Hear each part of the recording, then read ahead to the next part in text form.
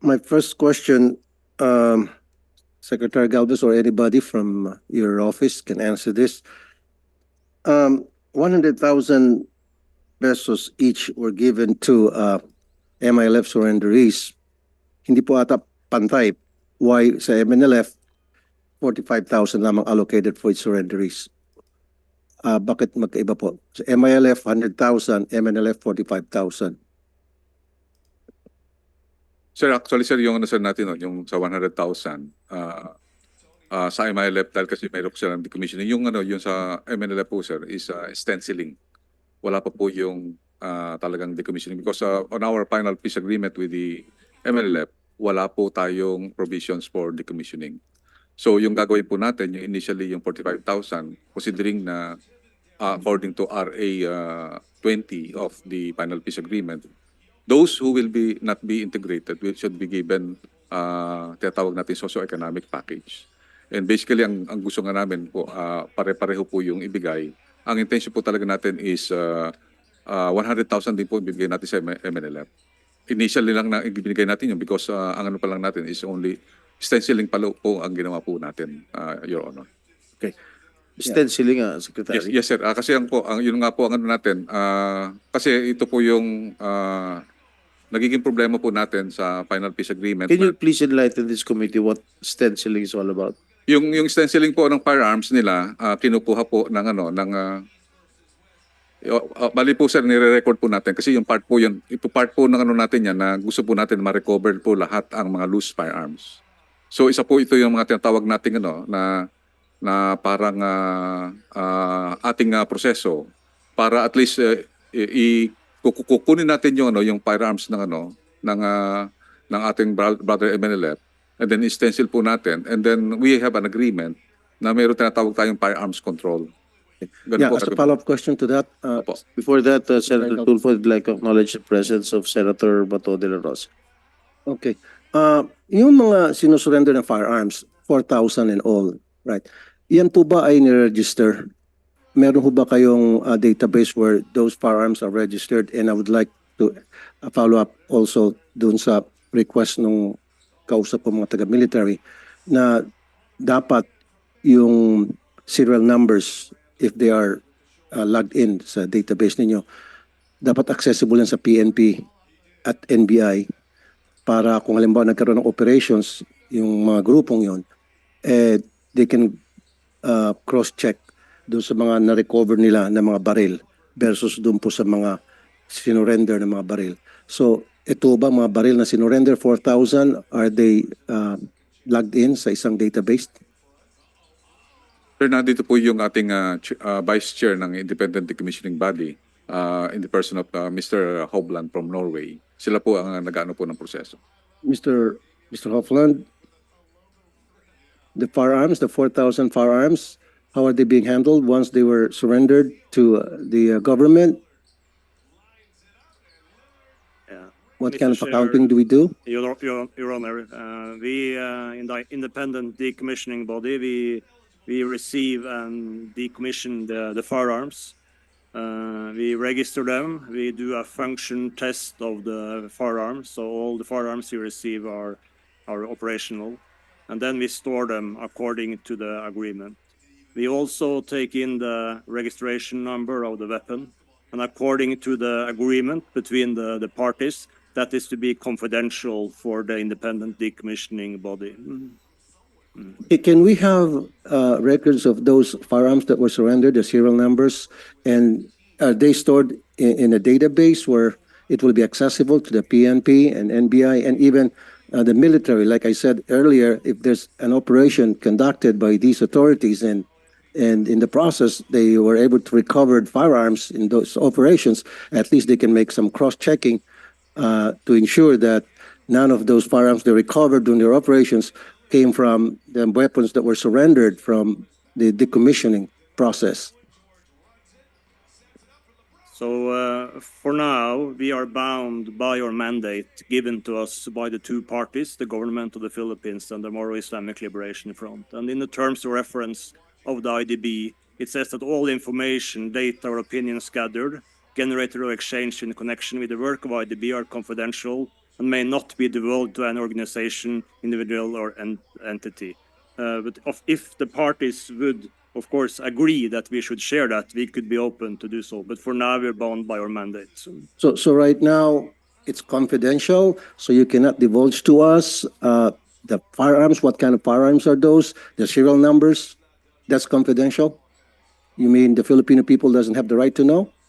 So Sir? yeah. So Your Honor, we in the IDB, when we finished each phase of decommissioning, we send a report to our principal, which is a two-piece panels. I understand, We sir, I understand, I know where you're report. coming from, I know what you're saying, but the thing is, there was more than 2 point something billion spent for this program. In exchange, they have to surrender their weapons. And I just want those weapons accounted for. First, where are they stored? And then second, how are they being handled? And then third, they should be in a database, like I said, for the third time, which will be accessible to everybody, especially the PNP, the NBI, the AFP, in case they need to check those database, those serial numbers of those firearms. Then they can always go to that computer and look it for themselves. So, Your Honor, I understand your question. I understand your need to do so. I really do.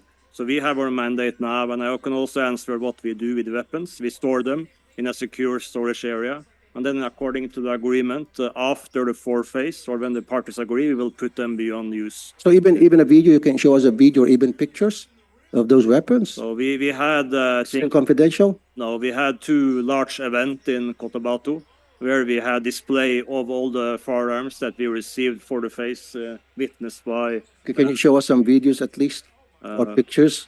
Because 4,000 is a lot of firearms, and I just want to make sure that those firearms are really well kept and being protected.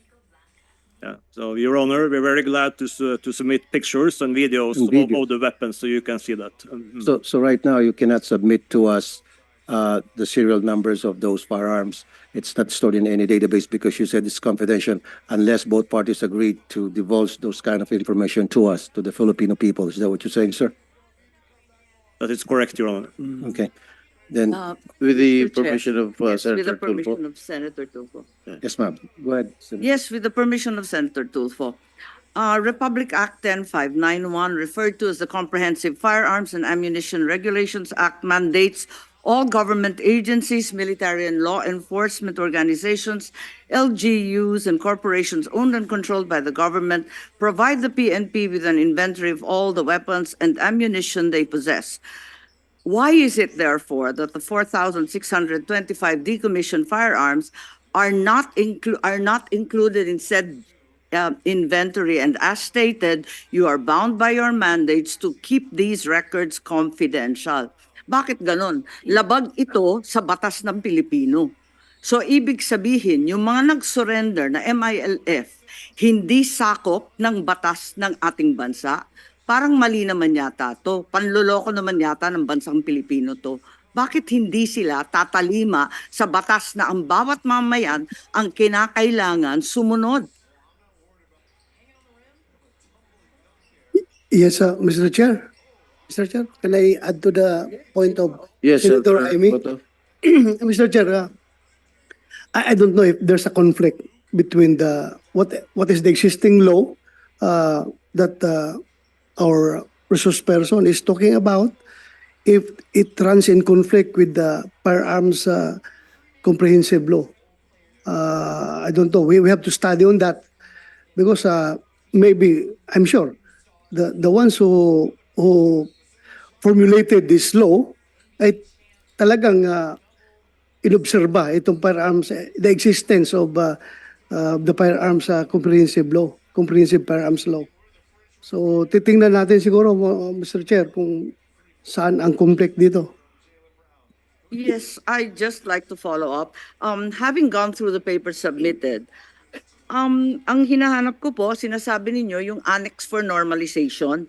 What is the written basis, the legal basis for the number of 40,000 MILF combatants and the legal basis of the 7,000 firearms.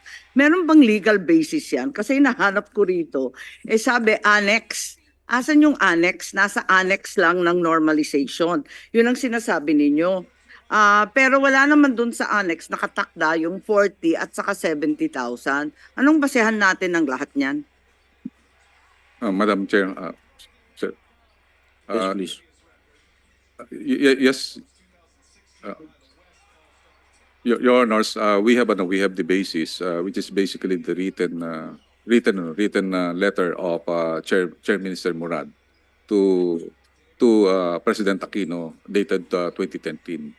We can submit it to And you. in the letter, it's indicated the 40,000 Yes, combatants Your Honor. and the 7,000. Yes, Your Honor. And a mere letter is now considered law that supersedes all existing firearms and ammunition codes recognized here in the territory of the Republic of the Philippines. Is that correct? No, Your Honor. It's a mere letter, sir.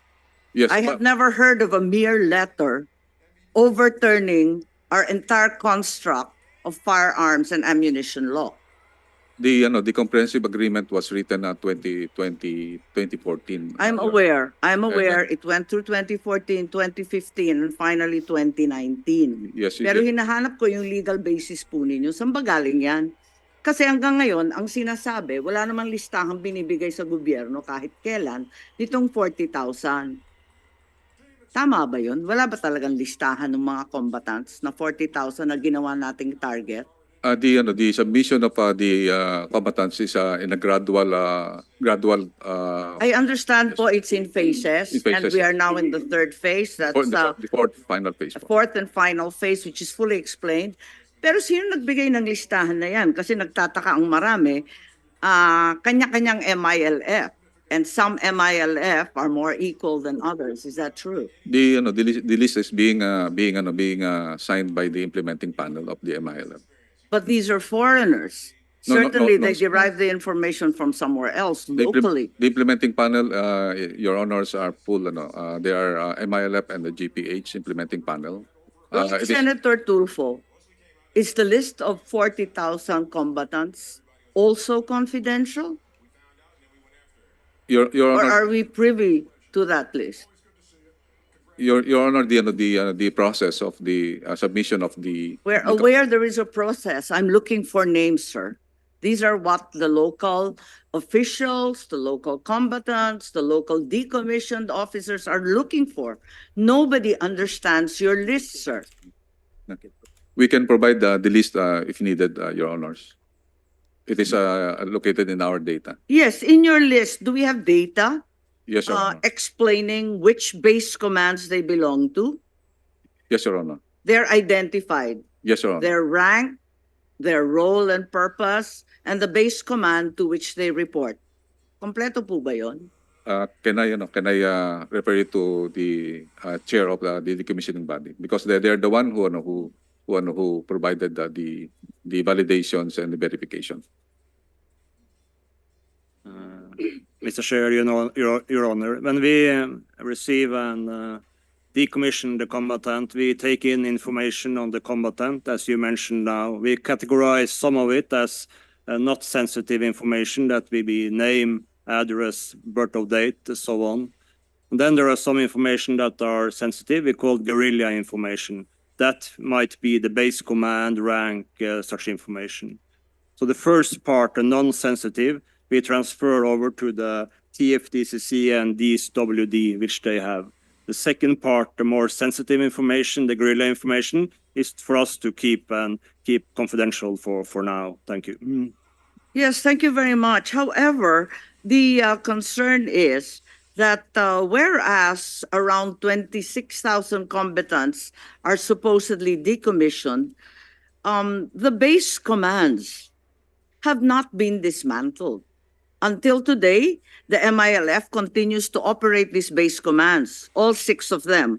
We have also spent a great deal of money, I believe upwards of 600 million pesos, on the Joint Task Forces on Camps Transformation. What exactly is going on with these camps?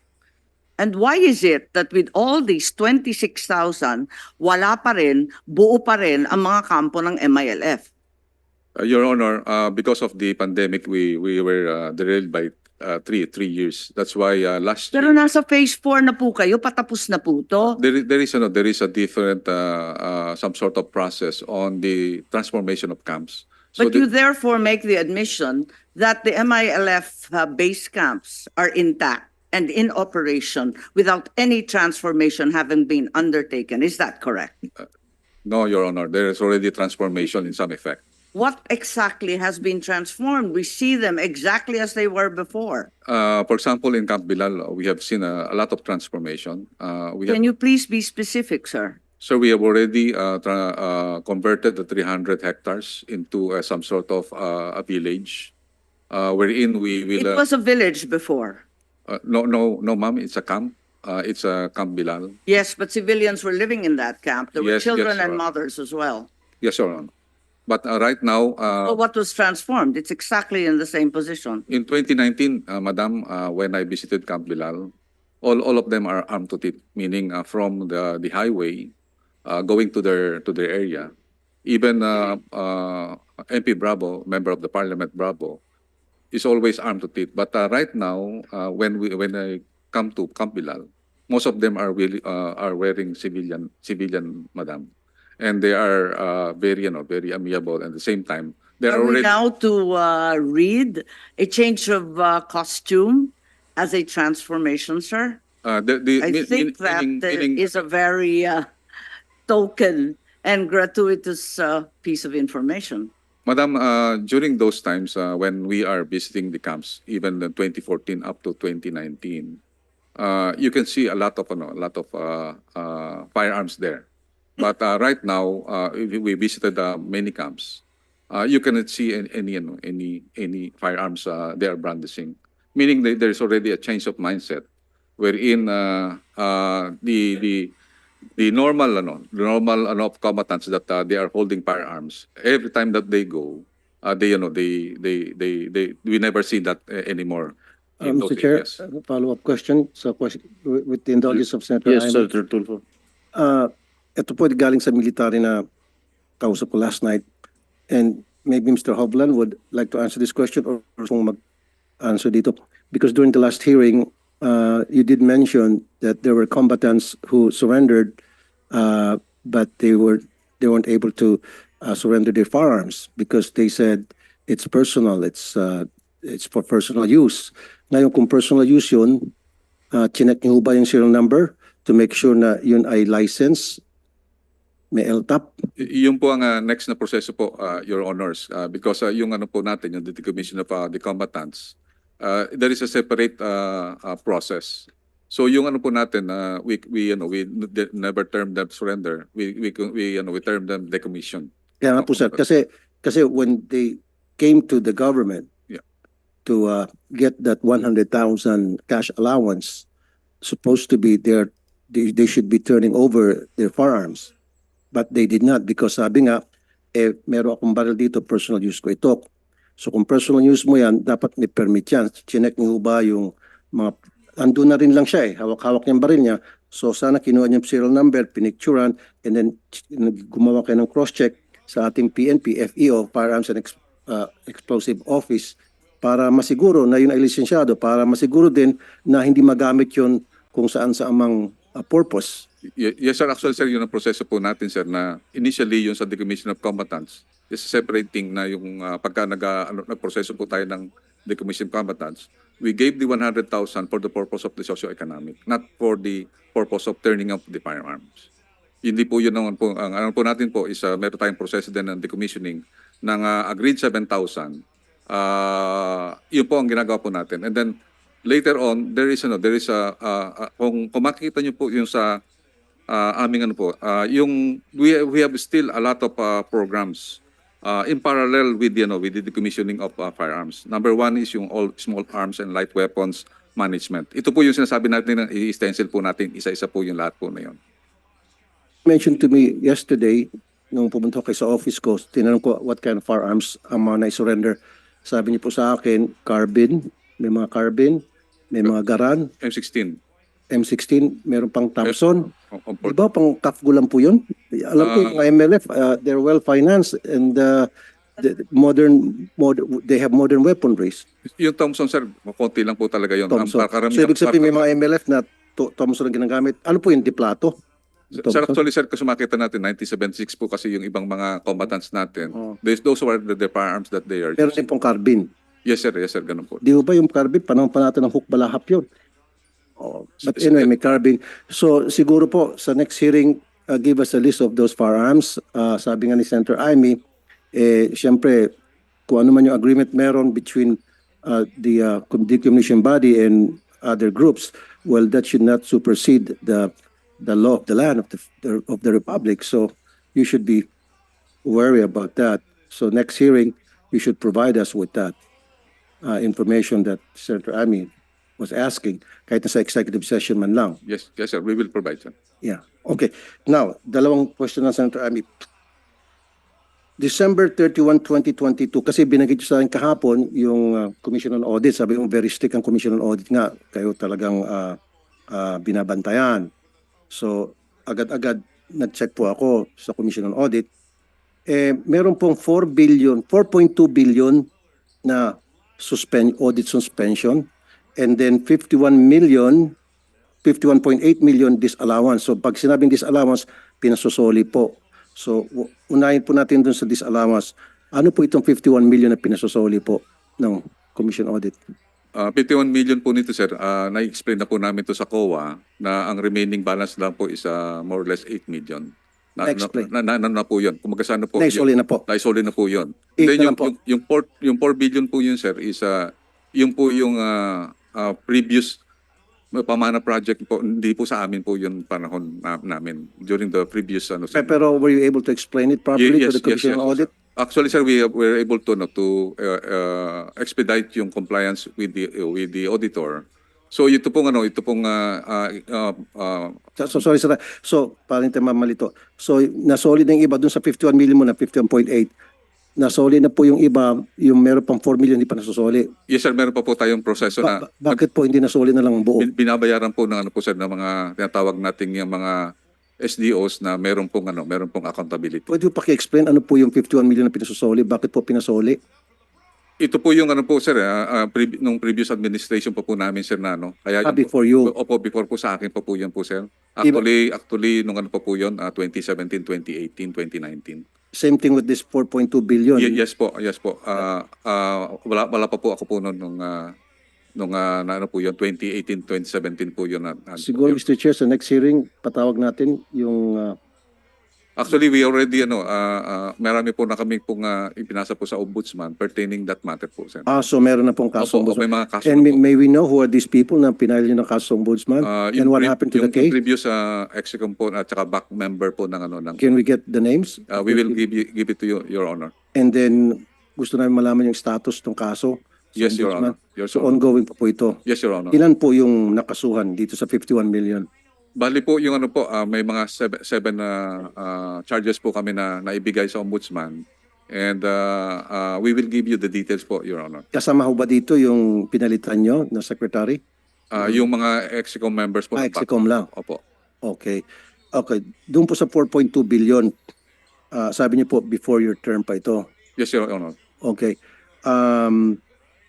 Sabi po dito sa record ng Commission on Audit, ito yung mga